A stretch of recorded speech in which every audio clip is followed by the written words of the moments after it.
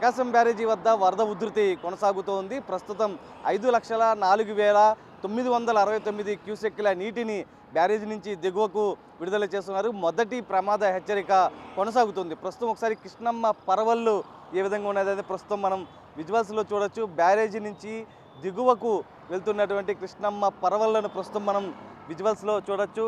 ఈ అందాలను చూసేందుకు మొత్తం చుట్టుపక్కల నుంచి కూడా పెద్ద ఎత్తున తరలి వస్తున్నారు. ప్రస్తుతం మనం చూడొచ్చు బ్యారేజీ పైన ప్రతి ఒక్కరు కూడా సెల్ఫీలు దిగుతూ ఉన్నారు. అయితే పోలీసులు వారిని కొంత కంట్రోల్ చేస్తున్నటువంటి పరిస్థితి కూడా కనిపిస్తుంది. ప్రస్తుతం దాదాపు 5,04,969 క్యూసెక్ల నీటిని బ్యారేజీ నుంచి దిగువకు విడుదల చేస్తున్నారు. నిన్న సాయంత్రం వరకు కూడా 4,80,000 క్యూసెక్కుల వరకు నీరు ఉంది. ప్రస్తుతం 5 లక్షలకు చేరుకున్నటువంటి పరిస్థితి. ప్రస్తుతం కాలువలకు కూడా నీటిని మళ్లిస్తున్నారు. మొత్తం 11,147 క్యూసెక్కుల నీటిని కాలువలకు మళ్లిస్తున్నారు. ప్రధానంగా ఏదైతే కేఈ మెయిన్కి 3,506, గుంటూరు ఛానల్కి ప్రస్తుతం నీటిని విడుదల చేయలేదు. దాంతోపాటు మిగతా కెనాల్స్కి సంబంధించి కూడా మొత్తం 11,147 క్యూసెక్ల నీటిని విడుదల చేస్తున్నారు. ప్రస్తుతం చూడొచ్చు బ్యారేజీ నీటి మట్టం 13.7గా ప్రస్తుతం నీటి మట్టం అయితే ఉంది. అయితే ఒకసారి మనం విజువల్స్లో కూడా చూడొచ్చు వరద ఉధృతి ఏ విధంగా ఉన్నది. ఎగువ నుంచి భారీగా వరద వస్తున్న క్రమంలో వచ్చినటువంటి నీటిని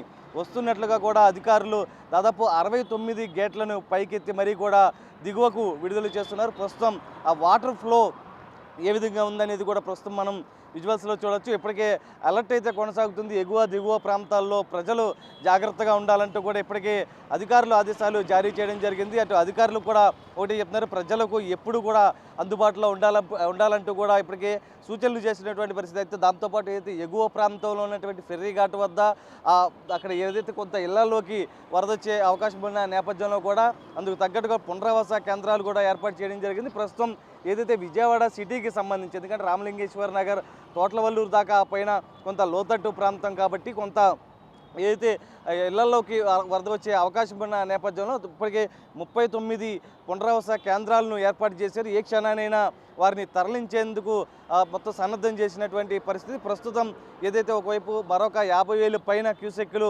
వస్తాయంటూ కూడా అధికారులు అంచనా వేస్తున్నారు. అందుకు తగ్గట్టుగా కూడా వచ్చినటువంటి నీటిని వస్తున్నట్లుగా కూడా దిగువకు విడుదల చేస్తున్నారు. అయితే ఎటువంటిది నష్టం జరగకుండా ఉండేందుకు కూడా ముందస్తుగా సన్నద్ధమైనటువంటి పరిస్థితి. జిల్లా కలెక్టర్ లక్ష్మీసా ఎప్పటికప్పుడు అధికారులతో మాట్లాడుతున్నారు. ఎంత వాటర్ వస్తుంది, ఎంత మేర ఇంకా వచ్చే అవకాశం ఉంది, వచ్చినటువంటి నీటిని విడుదల చేయగా మిగతా పరిస్థితి ఏంటి, ఇలా ప్రతిదీ కూడా వాకప్ చేస్తున్నటువంటి పరిస్థితి. ప్రస్తుతం ఏదైతే 5,04,969 క్యూసెక్ల నీటిని బ్యారేజీ నుంచి దిగువకు విడుదల చేస్తున్నారు. అయితే వచ్చినటువంటి నీటిని వస్తున్నట్లు కూడా అటు దిగువకు విడుదల చేసే విధంగా కూడా అధికారులు సన్నద్ధమయ్యారు. అయితే ప్రస్తుతం మొదటి ప్రమాద హెచ్చరిక ప్రకాశం బ్యారేజీ వద్ద కొనసాగుతుంది.